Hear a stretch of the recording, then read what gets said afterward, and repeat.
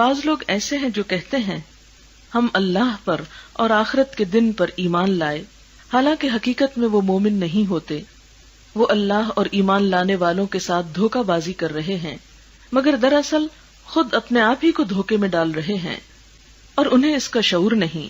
ان کے دلوں میں ایک بیماری ہے جسے اللہ نے اور زیادہ بڑھا دیا، اور جو جھوٹ وہ بولتے ہیں اس کی پاداش میں ان کے لیے دردناک سزا ہے۔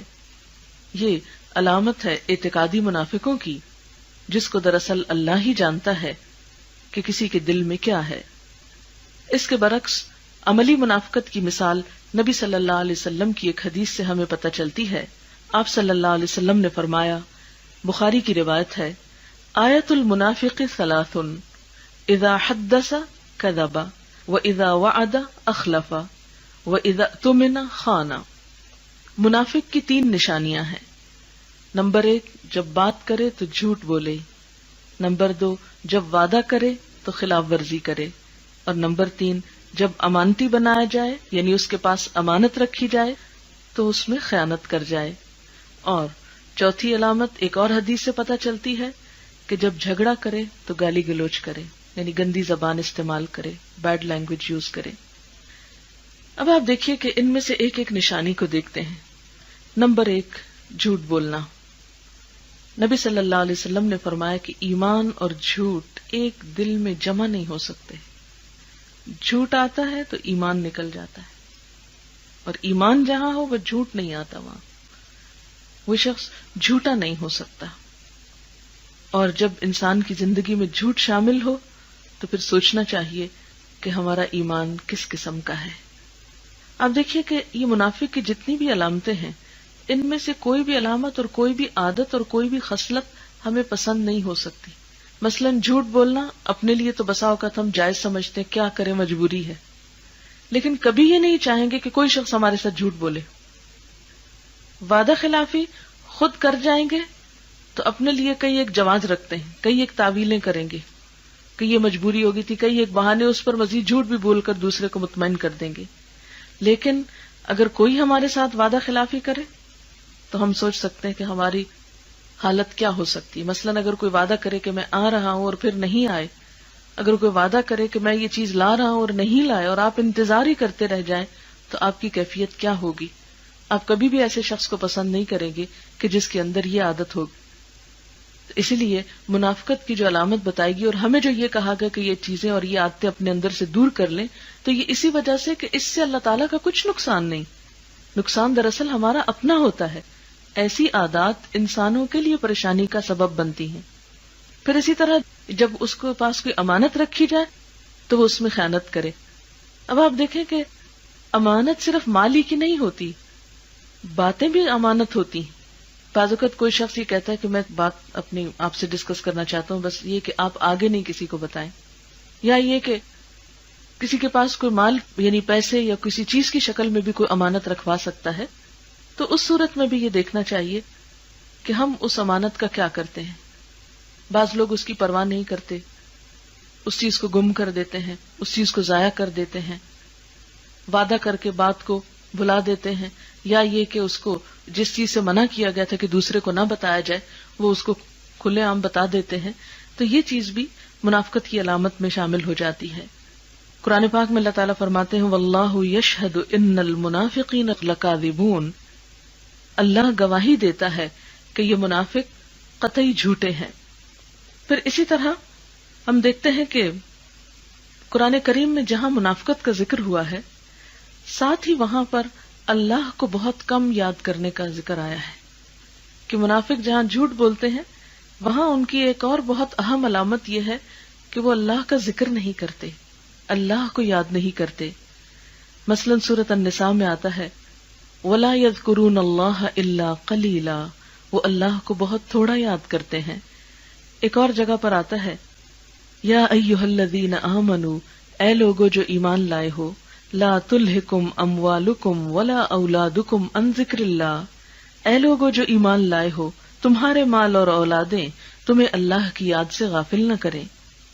تو گویا منافقت کے علاج کے لیے کیا ضروری ہے؟ کثرت سے ذکر الہی۔ پھر اسی طرح منافق کی علامت جو جھوٹ بولنا بتائی گئی، تو اس کے لیے یہاں تک احتیاط کرنے کی ضرورت ہے کہ کسی کو ہنسانے کے لیے اور مذاق کرنے کے لیے بھی جھوٹ نہ بولا جائے۔ نبی صلی اللہ علیہ وسلم نے فرمایا، اس آدمی کے لیے تباہی ہے جو باتوں باتوں میں اس لیے جھوٹ بولتا ہے کہ لوگوں کو ہنسائے، اس کے لیے ہلاکت ہے، اس کے لیے ہلاکت ہے۔ یعنی انسان دوسروں کو خوش کرنے کے لیے اپنی ہلاکت مول نہ لے۔ اچھا، اس سے کیوں منع کیا گیا؟ حالانکہ آپ سوچتے ہوں گے کہ کسی کا دل خوش کرنا بھی تو بہت بڑی نیکی ہے۔ ہاں، بہت بڑی نیکی ہے، اور اس کے کئی ایک طریقے ہو سکتے ہیں، لیکن جھوٹ بولنے کا طریقہ استعمال نہیں کیا جا سکتا۔ کیوں؟ آپ کو وہ چرواہے کی کہانی بچپن سے پڑھائی گئی ہوگی اور آپ سب نے سن رکھی ہوگی کہ جس میں ایک چرواہا بکریوں کو چراتا ہے اور روز شور مچاتا ہے، شیر آیا شیر آیا، اور گاؤں والے دوڑتے ہیں اس کی مدد کے لیے، وہ ہنسنے لگتا ہے کہ نہیں، میں تو مذاق کر رہا تھا۔ اور ایک دن حقیقت میں شیر آ گیا اور اس نے شور مچایا تو کوئی اس کے پاس نہیں پہنچا اور بالآخر اس کی موت آ گئی، یعنی شیر نے اس کو ہڑپ کر لیا۔ اب آپ دیکھیں کہ چھوٹی سی کہانی، اگرچہ یہ منافقت کی علامت کے طور پر تو نہیں پڑھائی جاتی ہمیں، لیکن ایک مشہور کہانی ہے۔ اس چھوٹی سی کہانی سے سبق یہی ملتا ہے کہ جھوٹ چاہے مذاق میں ہی کیوں نہ ہو، انسان کے اپنے ہی لیے نقصان دہ ہو سکتا ہے۔ پھر اسی طرح لڑائی جھگڑے میں گالی گلوچ کرنا، یہ بھی منافقت کی علامت ہے۔